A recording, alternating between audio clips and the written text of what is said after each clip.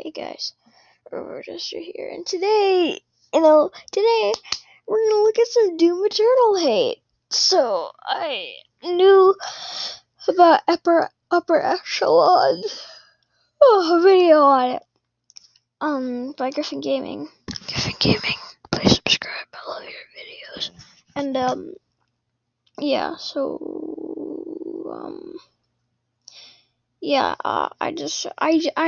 I just want to roast somebody. It'll up my self-esteem a little bit, so it's worth it.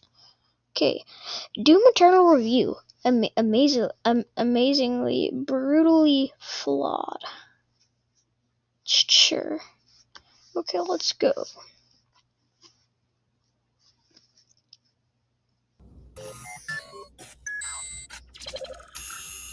Sick intro. Merch. We have a new shirt and it's super Shut discounted up, already. No one Plus, cares about your stupid two mouth. things right off the bat. One, because of the current shutdown, I've been unable to get certain critical components of my new PC layout, which meant I was operating on a one-screen setup and thus could not effectively stream Doom Eternal from PC.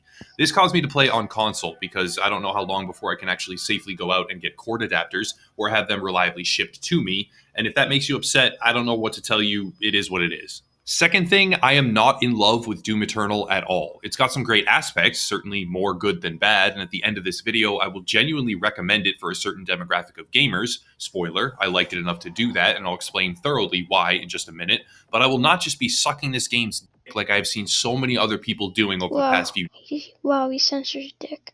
I'm not too much of a pussy to not censor dick. It's really, I just can't edit it. But I wouldn't, but if I knew how to edit, I wouldn't censor it in the first place. Few days. It has some major flaws. It's honestly difficult for me to pick a real starting point, despite the fact it's an extremely linear game in and of itself. Describing it with a clean progression from start to finish, covering all aspects, feels like a nearly insurmountable task. The most logical place to start is narrative. There really isn't much to say about narrative other than I liked it, and that's worth noting when I find myself getting bored of most narrative games that I play. I will deliberately avoid spoilers at all costs here, but suffice it to say the narrative was interesting, well thought out, and best of all, contained an actual arc of goals and accomplishments. It's incredibly hard to say with any degree of certainty whether or not a subjective story will be appealing to other players. For instance, some people think Lord of the Rings is a bad story. That's not to compare Doom to Lord of the Rings, it's not even close to that caliber at all, but as far as video games go, I wasn't rolling my eyes, and that's saying something nowadays. On top of a competent story is a world-class soundtrack. I say those words, world-class, with absolute sincerity here. Doom Eternal has an undeniably brilliant soundtrack, and much like narrative, but to an even greater extreme, soundtrack rarely impacts my enjoyment of a title. If the score is competent, that's plenty enough for me. If it isn't a flat-out detriment, it can usually just be relegated to the background and left out of the spotlight. But the soundtrack for Doom Eternal demands the spotlight.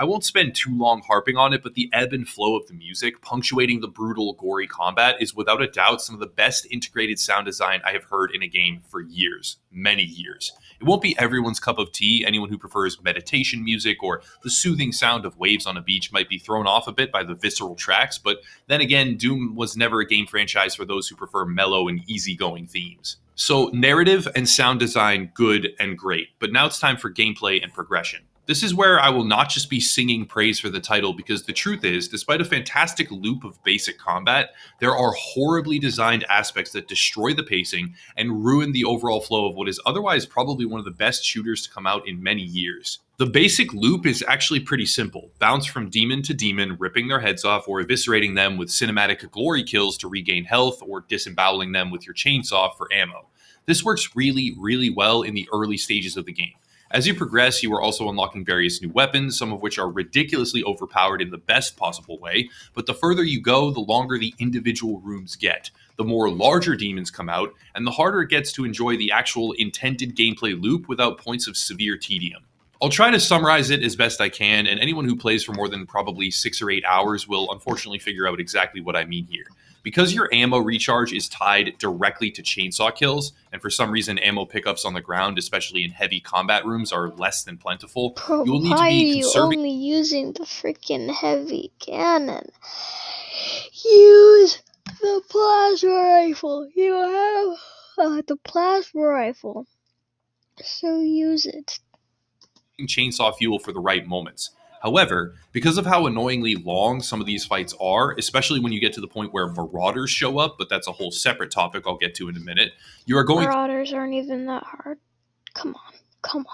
through ammo faster than you can get it back. On top of this, your ammo reserves and carry capacity without speccing heavily into certain upgrades are extremely low. And finally, when you use your chainsaw, I swear to God, I swear, these people are like, ammo,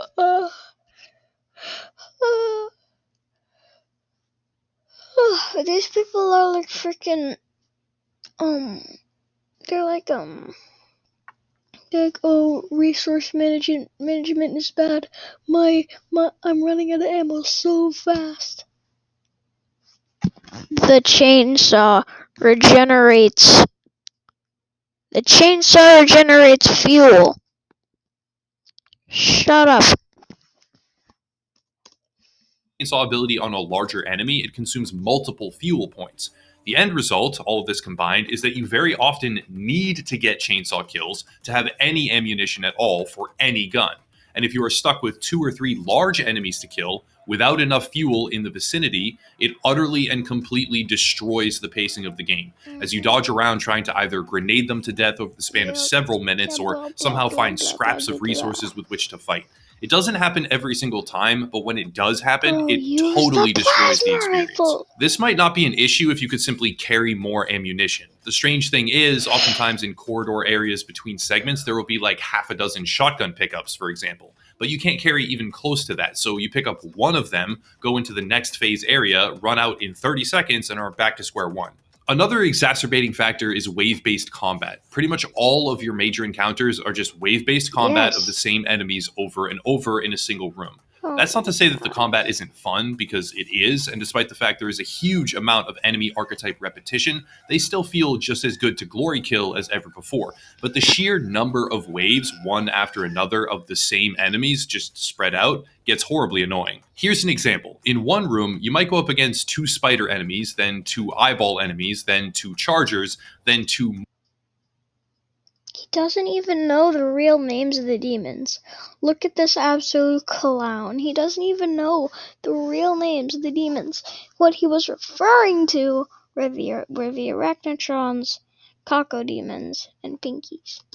more spiders than 2 more eyeballs. And by the end, you can't help but think, why didn't they just make it 3 waves instead of 5, where there are 4 spiders and 4 eyeballs just at the same time? So you can at least group them together and use the same rockets or stick. Oh, whoops. Serve ammo. Apparently this guy doesn't know about the dash. Literally fight the same enemies in the same room just 5 minutes apart. Another good example would be the introduction of a specific new enemy archetype in the campaign. The game sets this battle up really well, and then when it happens, it's very fun. On Ultra Nightmare, which is what I was playing on, it is also very challenging. And then 5 seconds later, they're like, oh, surprise, haha. Bro, I can't tell if he was actually playing Ultra Nightmare or he just really fricked up on the name. Yeah. He was either playing Ultra Nightmare or he is stupid and refers Ultra or he's playing Ultra Violence, he just calls it Ultra Nightmare. Now fight 2 of the exact same enemy.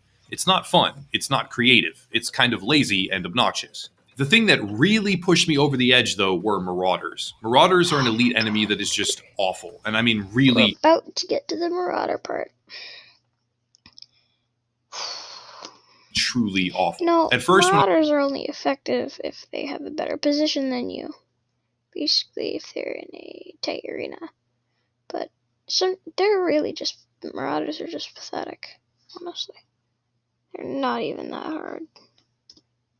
First, when you fight one as if it's a main boss, it's challenging and very fun, actually. But then they start showing up at the end of multi-wave rooms. Keep in mind, ammo trouble is a very real thing at this point. These Marauders either throw shockwaves at you from range, shoot you with a shotgun up close, or swing at you with an axe while at mid-range. The horrible part is that they also have a completely invulnerable red shield that they can pull out in a split second whenever they want, which effectively makes you waste what little ammo you have left, especially at the tail end of a multi-wave encounter, and if you die, you have to do the whole thing again.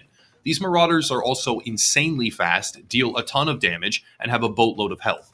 All of it combines to make an encounter that just sucks. I know some contrarian edgelords in the comment section will be like, well, you just need to do this and that and the other thing and blah blah, get good, scrub. Well, sure, whatever. But for the average player tackling this game, especially on ultra violence difficulty, these Marauders can just totally kill your pacing, your enjoyment, and your overall experience. I found myself just rolling my eyes and wanting to quit when a Marauder would show up after like 5 previous waves of enemies. Keep in mind, these previous enemy waves were not easy.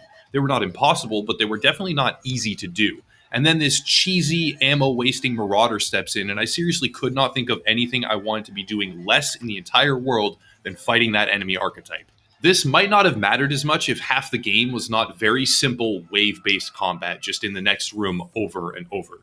There is very little deviation from that formula, and the other half is platforming and puzzle mechanics to get to the next wave-based room. Now, oddly enough, contrary to what I've seen from a few other creators, I actually liked the platforming in a lot of instances. I never really found myself struggling to find the next area to jump to. It might take a little bit of time, but I always got there. And then it was reasonably difficult while not feeling impossible. Finally, someone who doesn't complain about the freaking... What is it? Platform. Do so. There is quite a bit of platforming, wall jumping, and timed air dashing to get from place to place, but at least for me, that wasn't really a low point. It certainly wasn't a high point for the game, but it felt very obvious that a good amount of work had been put into these mechanics. And when more often than not I felt myself just organically gravitating towards the right path forward subconsciously, it became clear that there is some high quality design work under the surface which is making that happen. Now for progression. I am a sucker for progression and customization in almost any game that I play, and because of that, I was excited at first when I saw the many systems in Doom Eternal. However, that excitement was short-lived. There are a number of different progression avenues, and each of them certainly does have powerful bonuses, but it just felt cluttered. It felt almost like complexity for the sake of complexity, subtracting from the value of actually finding any given secret or special unlock. What do you mean? There are weapon mods and then weapon points, which further customize the mods. There are Praetor coins, which have a sort of strange wheel of upgrades for the environment, movement, and your How's that grenades. strange? Then there's runes, which unlock perks or talents, whatever you want to call them. Then other runes, I don't even actually remember the names of those items off the top of my head, to be completely honest, but there's another set of unlockables that augment health, armor, and certain abilities when paired up. And then there is your fortress, which has various items and doors that get unlocked with batteries. All of these things can have a definite tangible impact on character power, but when so much of the core gameplay loop can be boiled down to getting glory kills to recharge health, especially on harder difficulties, you have to be doing this constantly, and chainsaw kills for ammo, of which you run out way too often, most of these perk upgrades and wheel upgrades and weapon mods really aren't going to help you. For instance, some guns kill enemies that you need for glory kills too quickly, or in a strange pattern where one shot won't always stagger them, but 2 shots will kill them outright. There seems to be an emphasis placed on weapon swapping for the right purpose. One weapon for weak points, another for destroying shields, etc., etc. They each have a unique individual use. And that is aided by a system of slowed down time in the weapon swap wheel, but that time slow takes an uncomfortably long duration to kick in. And on higher difficulties, that can mean the difference between life and death. When you need to be switching weapons so often, whether for utility or just because you are constantly running out of ammo, which happens all the time, those small bits of time... In every single combat loop, they get a fodder enemy, which takes 1 chainsaw ammo, except the Maker drones. They take 1 chainsaw ammo. Come on. Do you really not see the zombies that you can just chainsaw and your chainsaw fuel regenerates? Do you really not see that? Really do add up. Now, another thing worth talking about is how the pacing changes with different difficulties. I won't deny that the best satisfaction comes from a difficulty. How? Anyways, guys, I'm just gonna end the video here. Because my screen recorder, if it takes too long, it will just, crash. If the video takes too long. So I'm gonna have to end it here. If you guys want me to react to anything else, I will gladly do that. Thank you guys so much for watching, and bye.